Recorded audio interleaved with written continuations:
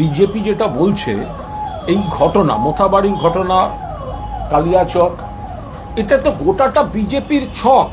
একে ইচ্ছে করে পরোক্ষভাবে প্রত্যক্ষভাবে ভারতীয় জনতা পার্টির মদত রয়েছে। ভোটার তালিকায় নাম বাদ যাওয়ায় গত বুধবার মালদার কালিয়াচকে যে অশান্তি তৈরি হয়েছিল তা নিয়ে বৃহস্পতিবার সকালেই ক্ষোভ উগরে দেয় দেশের শীর্ষ আদালত। এসআইআরের কাজে নিযুক্ত 7 জন বিচারককে রাতভর আটকে রাখার ঘটনায় প্রধান বিচারপতি সূর্যকান্তের বেঞ্চ স্পষ্ট জানায়, বিচার বিভাগীয় আধিকারিকদের নিরাপত্তা দিতে রাজ্য প্রশাসন সম্পূর্ণ ব্যর্থ। এরপরই আদালত সিবিআই বা এনআইএকে দিয়ে তদন্ত করানোর সুপারিশ করে।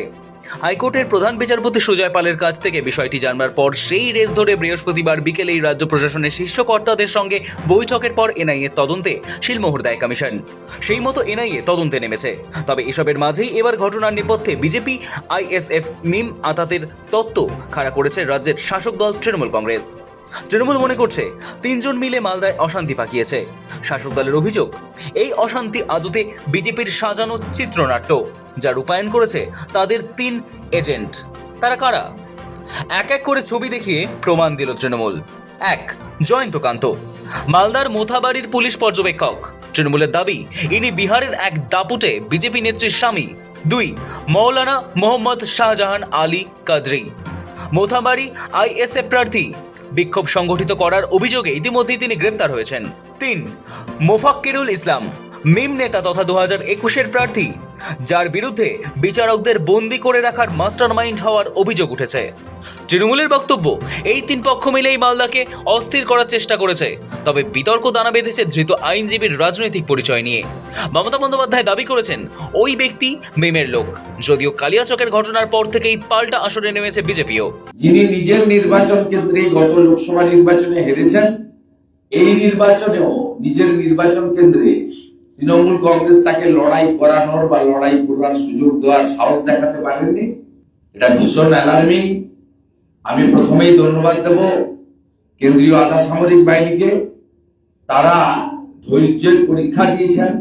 যখন বিচারপতিরা এই অভিযানে সামিল হয়েছেন, তাদের উপরে 15 ঘন্টা ধরে যে আক্রমণ চলল, তা সম্পূর্ণভাবে সংসদীয় রীতি নীতি, শিষ্টাচার, যুক্তরাষ্ট্রীয় ব্যবস্থা, ভারতীয় সাংবিধানিক মানুষের অধিকার এবং সমস্ত নির্বাচনী প্রক্রিয়াকে আজকে লঙ্ঘন করে ফেলল। এটা কোনো বিচ্ছিন্ন ঘটনা নয়, এটা কোনো স্থানীয় মানুষের জনরোষ নয়, এটা পরিকল্পিতভাবে 80-র দশকের মধ্যভাগ থেকে পশ্চিমবঙ্গের ওপরে একটা সাইলেন্ট ডেমোগ্রাফিক ইনভেশন চলেছে। বিনা যুদ্ধে ভারত দখলের চক্রান্ত চলেছে। সারা ভারতবর্ষে একদিকে যেরকম জাল নোট ছড়িয়ে দেওয়া হচ্ছে, অন্যদিকে বিভিন্ন জায়গায় বাংলাদেশি অনুপ্রবেশকারীদের, রোহিঙ্গাদের বিভিন্ন জায়গায় ছড়ানো হচ্ছে। সাম্প্রতিক যে লস্করে তৈবার জঙ্গি গ্রেপ্তার হয়েছে, 7 জনকে গ্রেপ্তার করা হয়েছে। এই সরকার বিভাজনকামী সরকার। এই সরকার সমাজকে ধর্মের নামে ভেঙে টুকরো করে দেওয়ার সরকার। তবে তৃণমূল প্রমাণ দিয়ে সাফ জানালো, এই অশান্তি আদতে বিজেপির সাজানো চিত্রনাট্য, যা রূপায়ণ করেছে তাদের 3 এজেন্ট। এই গন্ডগোলটা বিজেপির বি টিম, সি টিম যেগুলো আছে, যে লোকটা অ্যারেস্ট হয়েছে, আগে মিমের ক্যান্ডিডেট ছিল শোনা যাচ্ছে, বা মিম করত, সারা বছর দেখা যায় না, 5 বছর দেখা যায়নি।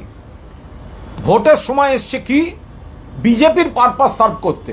কেন না, ওদের একটা দৃশ্যপট দরকার, সিন দরকার, যেখান দিয়ে ওরা সেন্ট্রাল ক্ষমতাগুলোকে আরো বেশি করে মিসইউজ করে পশ্চিমবঙ্গের মধ্যে তারা গোলমালের কাজে ব্যবহার করবে। তো পরিষ্কার, মমতা বন্দ্যোপাধ্যায় তার জনসভাতে যে পিছনে ষড়যন্ত্র, এটা উদ্দেশ্য প্রণোদিতভাবে করা, অমিত শাহ কেন্দ্রের স্বরাষ্ট্রমন্ত্রী আসার আগে দিন করা, সমস্তটা এক্সপোজ করে দিয়েছেন উনি।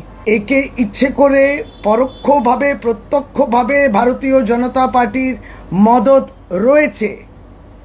এরা যতই ওই মিমের বিরোধী বলুক আর ইত্যাদি করুক অনেক কিছু, কিন্তু মদত দিয়েছেন তারা এই অরাজকতা করার জন্যে।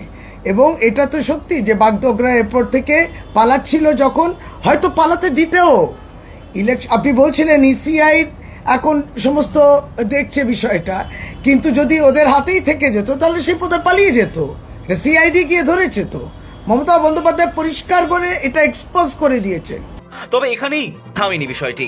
বিজেপি সাংসদ সুকান্ত মজুমদার শুক্রবার একটি ছবি দেখিয়েছেন, যেখানে অভিযুক্ত মিম নেতা মোফাক্কেরুল ইসলামকে খোদ মমতা বন্দ্যোপাধ্যায়ের সভামঞ্চে বা তৃণমূল নেতাদের পাশে দেখা যাচ্ছে।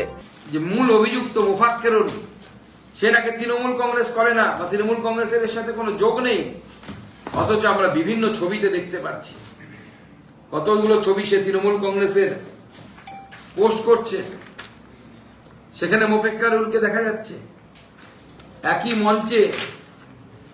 একই মঞ্চে তৃণমূল কংগ্রেসের সর্বময় নেত্রী, সর্ববড় নেতা মমতা বন্দ্যোপাধ্যায়, তার সাথে মোফাক্কেরুল একই মঞ্চে তৃণমূল কংগ্রেসের বিভিন্ন বিষয় নিয়ে পোস্ট, তৃণমূল কংগ্রেসের বিভিন্ন নেতৃত্বের সাথে পোস্ট, কত দেখাতে হবে? প্রচুর। এমনকি তৃণমূল কংগ্রেসের বিভিন্ন নেতার সাথে মোফাক্কেরুলের যে সহযোগী, তার পর্যন্ত ছবি দেখা যাচ্ছে। এরকম কয়েকশো ছবি আছে, মুখ্যমন্ত্রী চাইলে পরে ওনাকে আমরা পাঠিয়ে দেবো। শুধু তাই নয়, অ্যাক্টিভ, শুধু ছবি তুলেছে তা নয়, অ্যাক্টিভ ওয়ার্কার তৃণমূল কংগ্রেসের এক সময় ছিল সে। তৃণমূল কংগ্রেসের হয়ে মিছিল করেছে, মিছিলের ছবি। মাননীয় মুখ্যমন্ত্রীর আর লজ্জায় মুখ রাখার জায়গা নেই। ওনার চুরি ধরা পড়ে গেছে। ঠাকুর ঘরে কে, আমি কলা খাইনি। মুখ্যমন্ত্রীর এই বক্তব্যই প্রমাণ করছে যে মুখ্যমন্ত্রীর ইন্ধনে, মুখ্যমন্ত্রীর প্ল্যানিং এ, মমতা বন্দ্যোপাধ্যায়ের প্ল্যানিং এ পুরো বিষয়টি ঘটেছে। এনআইএ এর তদন্ত করবে, শেষ পর্যন্ত যাবে, কোনো দোষীকে ছাড়া হবে না। যদিও সুকান্তর এই অভিযোগেরও পাল্টা উত্তর দিয়েছে বাংলার শাসক দল। আপনি ওকে বলুন সালটা দিতে। উনি যে সালের ছবি দেবেন, ওই একই সালে আমি মুখ্যমন্ত্রীর পাশে শুভেন্দু অধিকারীর ছবি দেখাবো, উনি মেনে নেবেন তো?